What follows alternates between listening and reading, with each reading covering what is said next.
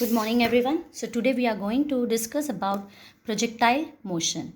So in the previous chapter we have learned about the vertical motion of the particle or rectilinear motion. So whenever we throw a particle along a vertical direction, it will move upward and come back, or it will retrace its path and come back to its original position. But we have also observed that a particle move along a curved path if it is freely projected in the direction other than vertical. This free projectile particle which have combined effect along horizontal direction and in vertical direction is called projectile.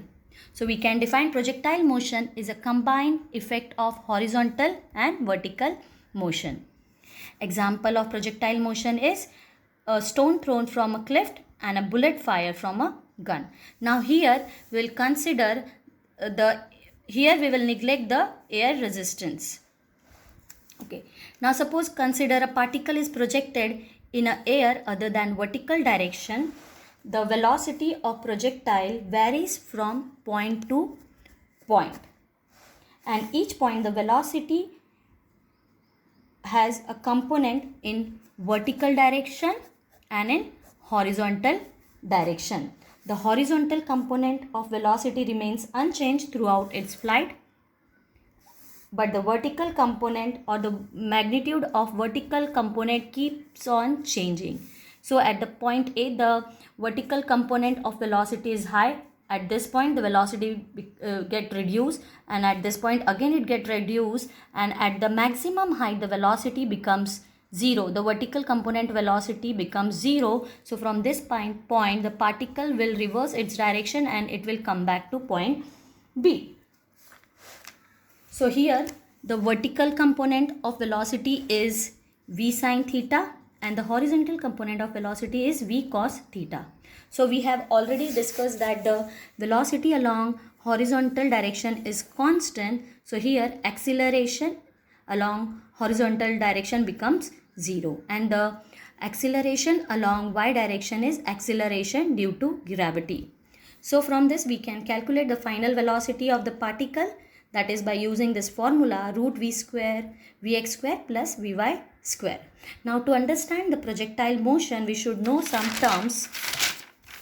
So first you should know what is the velocity of projection. So velocity of projection is the velocity with which the particle is projected in the air. So next term is angle of projection. So angle of projection is the angle between the velocity and the horizontal direction. We generally denote angle of projection by alpha or theta. Next term is time of flight. So time of flight is the total time during which the projectile remain in space. We denote time of flight by t, and the formula to calculate time of flight is 2u sine g. Next is horizontal range. Horizontal range is the distance between the point of projection and the point of landing, and it is denoted by r, and formula to calculate r is equals to u square sine 2 alpha by g. Again from this we can calculate r max. So r max is equals to u square by g. Next term is maximum height. We denote maximum height by h or h max. So maximum height is the vertical distance between the point of projection and the point where the vertical velocity is equals to 0. So this is your h max, maximum height. Formula to calculate h max is u square sine square alpha by 2g. Next term is your trajectory. So trajectory is the part raised by the projectile during its motion. So this is your trajectory, the total part raised by the projectile during its motion, and it is given by y is equals to x tan alpha minus gx square upon 2u square sine square alpha. Thank you.